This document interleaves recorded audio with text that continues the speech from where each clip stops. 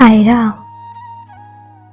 জানো আমি সবসময় ভাবতাম তোমাকে নিয়ে একটা ছোট্ট বাড়ি বানাবো।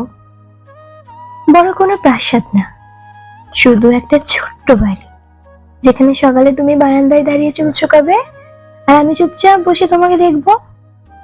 আমি কখনো তোমার সম্পত্তি চাইনি, আমি শুধু চেয়েছিলাম তোমাকে। কিন্তু আমার ভাই আমাকে এক খেলায় নামিয়ে দিল, নোংরা খেলায়, যেখান থেকে বের হওয়ার রাস্তা ছিল না। আমি ভুল করেছি, অনেক ভুল। তুমি বিশ্বাস করো, তোমাকে নিয়ে যেসব স্বপ্ন দেখেছিলাম সেগুলো কখনো মিথ্যা ছিল না। আমি সত্যিই অন্ধকার দুনিয়া ছাড়তে চেয়েছিলাম, তোমার হাত ধরে অন্য কোথাও চলে যেতে চেয়েছিলাম।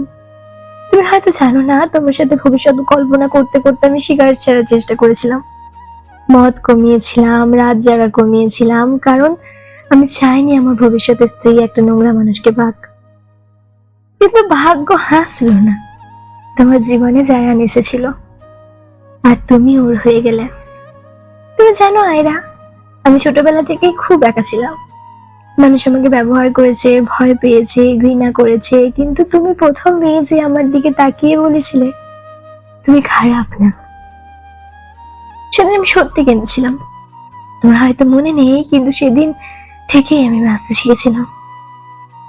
তোমাকে নিয়ে কত স্বপ্ন ছিল জানো, তুমি রান্না করবে আর আমি ইচ্ছে করে লবণ বেশি হয়েছে বলে ঝগড়া করব, তুমি রাগ করে চলে যাবে, আমি পিছন থেকে জড়িয়ে ধরবো, আমাদের একটা মেয়ে হবে ঠিক তোমার মতো বাদামি চোখ।